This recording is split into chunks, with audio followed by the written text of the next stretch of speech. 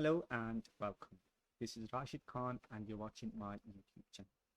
In this video, we will discuss the topic called forces and deformation. This topic has been divided into two sections. The first section talks about deformations, whereas the second section talks about the pressure in liquid.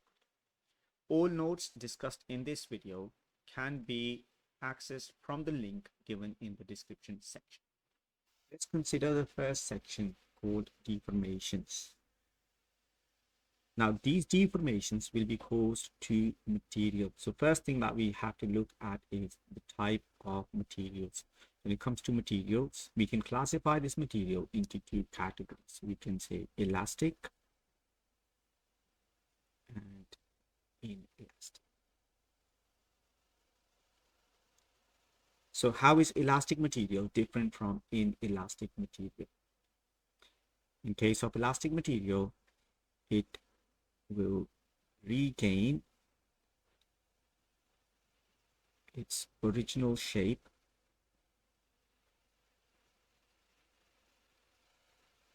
once the forces have been removed.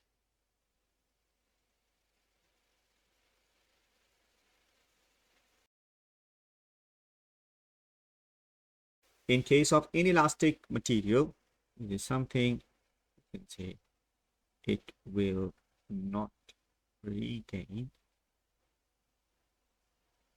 its original shape once the forces have been removed.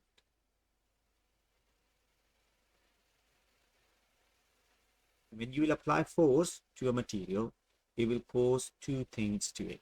It can cause compression or extension, or it can change the shape of object. For example, it can make it bend. We only have to look at the first section where we apply force and it will cause the object to extend or compress. In our case, we will be looking at force and extension.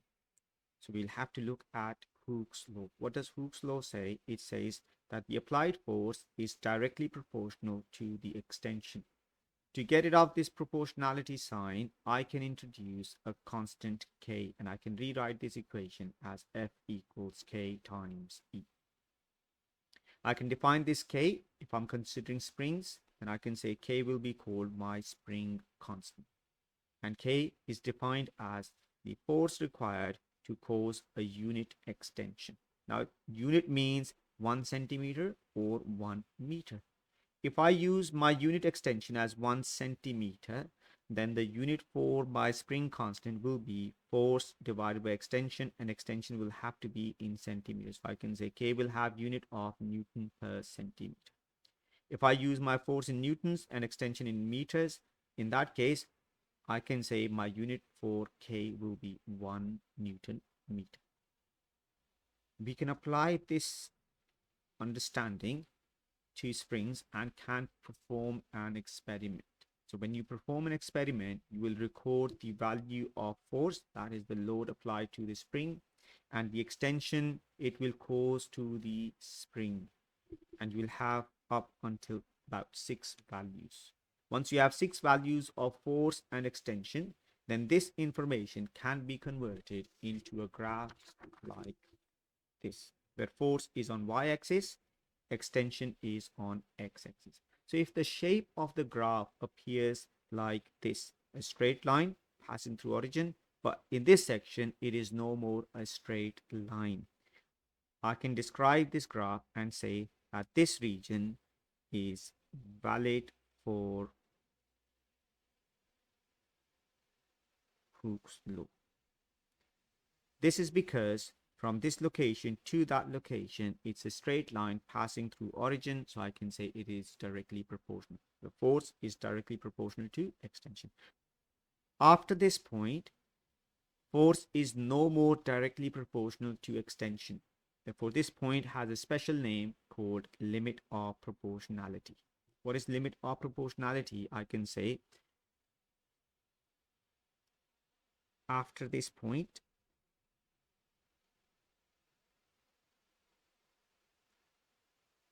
force will cause permanent deformation.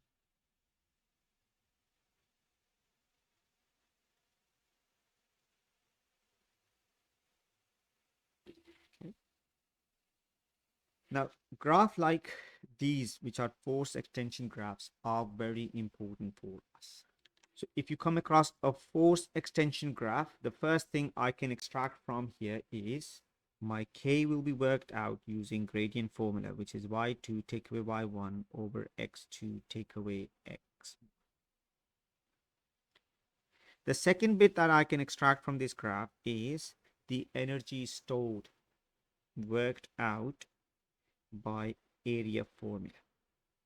So if the area is triangle under this section, so if I look at this section, you can see the shape is a triangle. You will use half times base times height to work out the energy stored in the spring. This section is extremely important. Before I move on, I'll quickly go through what I've done so far. So we said when it comes to deformations, there are two types of materials, elastic and inelastic. Elastic materials are those which will regain their original shape once you remove the force, whereas inelastic are the ones which will not regain their original shape once the forces have been removed. Then we looked at Hooke's law, and we said Hooke's law states that force is directly proportional to extension. To get rid of this proportionality sign, I introduced a constant k, so my equation now becomes F equals k times E. I then defined this constant as force required to cause unit extension, and I said my K can have different units. This unit extension could be 1 centimeter. If it is 1 centimeter, then your K will have units of Newton per centimeter. If the unit extension is 1 meter, then your unit for K will be Newton per meter. Then we said we can apply this concept to a situation, and we can do an experiment, and when we do experiment, we'll record two values. We'll apply force and we'll record the value of extension. Once we've got 6 values here, we will then transform this information into a graph of force against extension. And I said first section is valid for Hooke's law because force is directly proportional to extension. From this point onward, force is no more directly proportional to extension, and this point has a special name called limit of proportionality. We define limit of proportionality as this is a point after which, if you apply force, it will cause permanent deformation. Then we said this graph is very important for us. Why is it important? Because we can extract a value of spring constant from this graph by using this equation, y2 take away y1 over x2 take away x1. So if you go back to the key concepts topic, you will know why is it that K will be worked out using this equation. And then we said to work out the energy stored from this graph inside the spring can be worked out using energy stored equals area equation.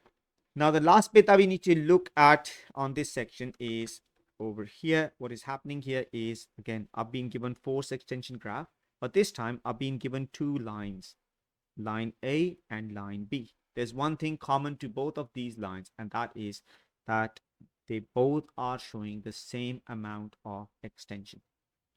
This line is for material A. This line is for material B.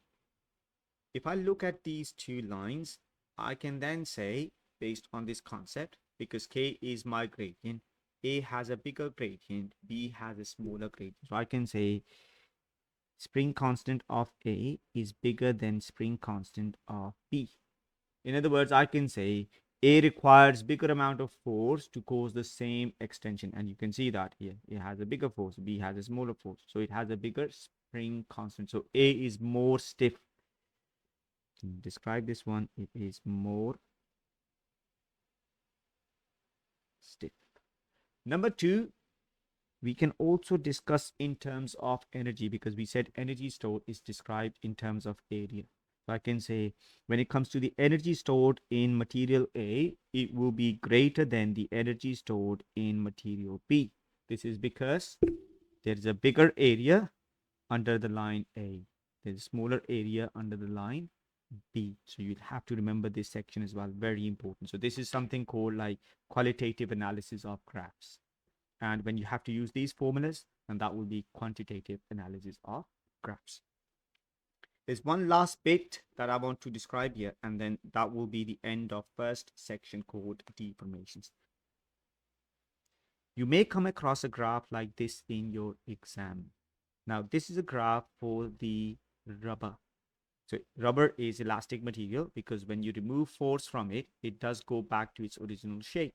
So when you apply force, it extends like this. So I can say for a rubber, the Hooke's law will not be valid. So the top section, which is the black line, is representing the extension caused when you apply force. The green section is for the situation when you remove force applied on the rubber. Now you can clearly see here. The area under the graph represents R energy. So I can say more energy is stored in the rubber when you are extending it. This is because under the black line, there's a bigger area. But when you remove force from the rubber, the amount of energy released will be less than the stored energy. Why? Because I have less amount of area under the green line. So this section here, this trapped area is the energy lost as thermal energy. In your exam, there will be some calculation questions on this topic too. When it comes to calculation questions, there are three equations which you may have to use. One equation is F equals K times extension, which is Hooke's law. The second equation is to work out the energy stored. It is half times force times extension, or you can use equation half times K times E squared. Now this is in terms of force that is being applied on the spring, but this is in terms of spring constant. So you'll have to know these. Right? It is possible that you may get a question in exam on investigation. An investigation question, they will ask you to find K of a spring. We have discussed it earlier. Whenever there is a question related to investigation, you must state the equation if there is one. So in this case, we'll write down the equation F equals K times E. So you will say then we'll apply load. Now, load will come in the form of masses. So to work out the value of F, you will have to use equation W equals M times G, where this W is same as F. So this is how you will work out the value of W. Then you will say you will have to measure extension using the ruler.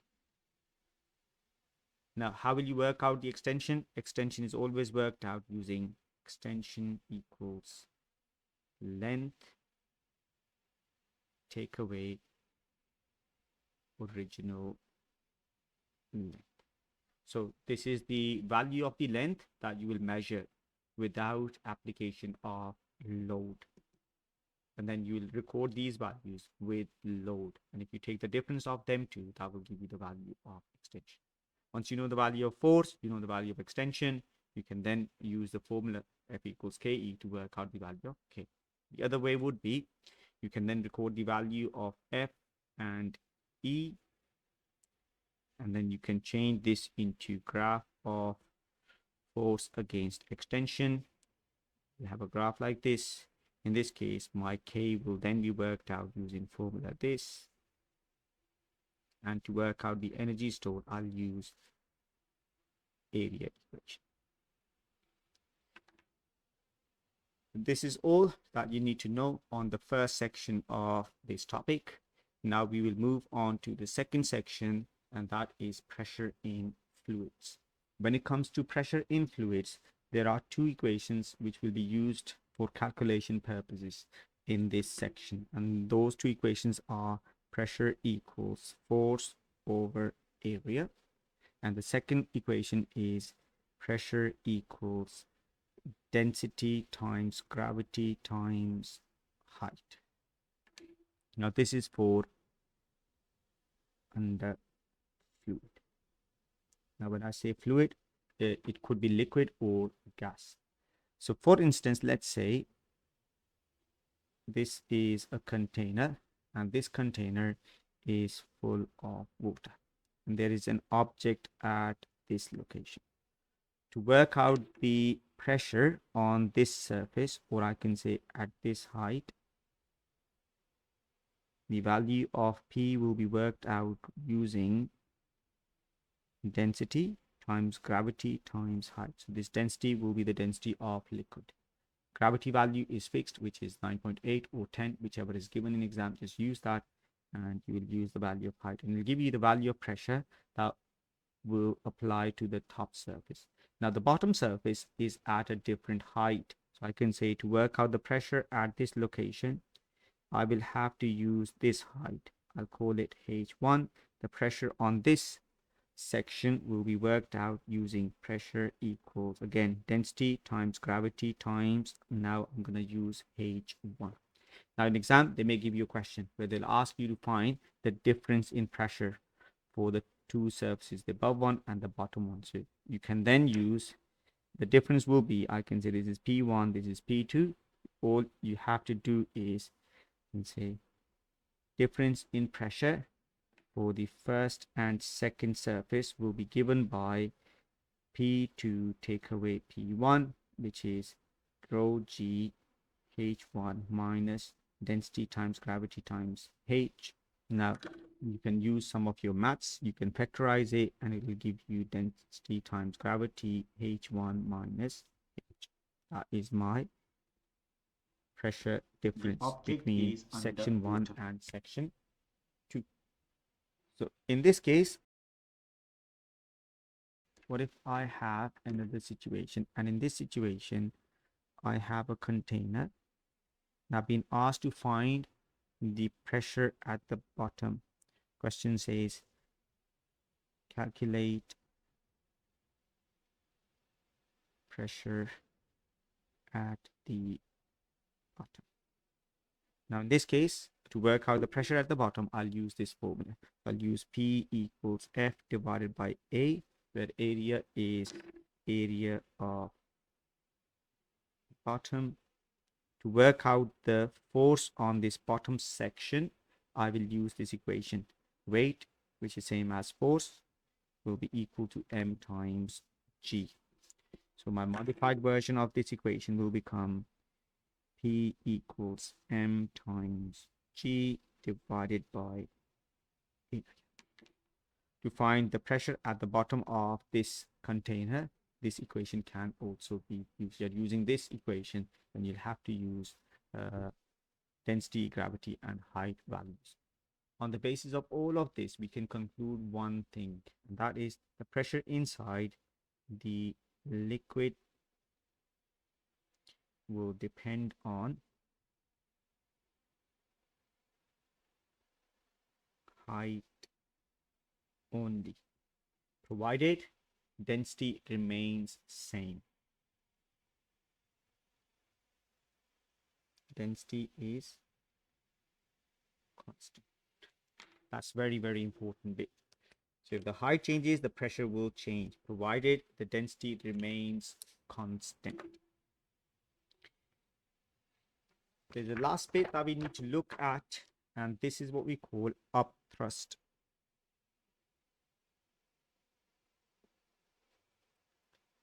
So when it comes to upthrust, this is the force that an object will experience in the upward direction when it is.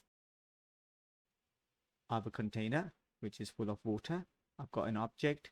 It'll experience a pressure at the top location and will also experience a pressure at the bottom location.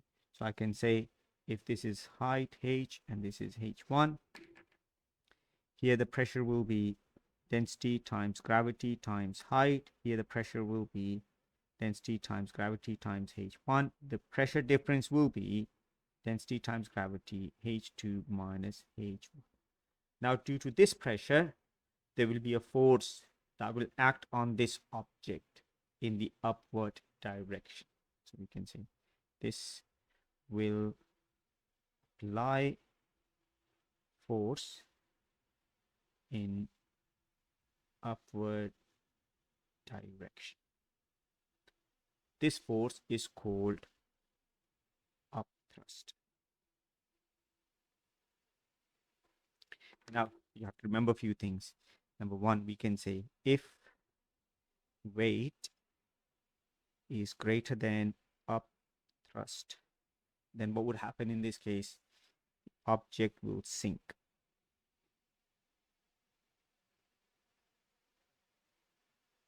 Number two, we can say if weight is equal to upthrust, then the object will float. One last bit, and I can't explain that concept, but you just have to remember this.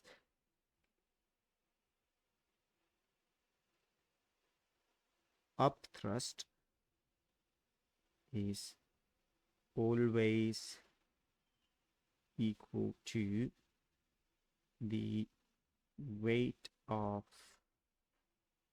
liquid displaced. Now, this statement is very, very important to understand. For example, I can go back to this section. So we are saying here, it is always equal to the weight of liquid displaced. So I can now relate it to a situation, and I can say for object under water. For object under water, the volume of liquid displaced will always be constant.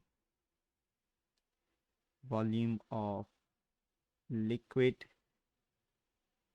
displaced will be constant. I'm saying here for object under water. I'm not saying they're half floating. They have to be fully underwater. So if they are underwater, then the volume of liquid displaced will be constant. And therefore, I can say upthrust will be constant. The object has to be underwater. It must not be half inside and half outside. It has to be completely underwater. If the object is completely underwater, then the volume of liquid it will displace will remain constant. And if it remains constant, then the upthrust will always remain constant as well. I can make a conclusion out of here, and this is the upthrust is independent of height at which the object is underwater. So no matter where it is, as long as it is underwater, the upward force that is coming from the liquid on the object will always remain constant. Before I finish this video, I would like to just remind you that for pressure, force is always at 90 degrees to area, which is, I can say, surface. I hope you will find this video useful. Please give it a like, share it with your friends, and to stay up to date with the content being published on my channel, kindly press the subscribe button. I wish you all very good luck with your exam preparation. Thank you.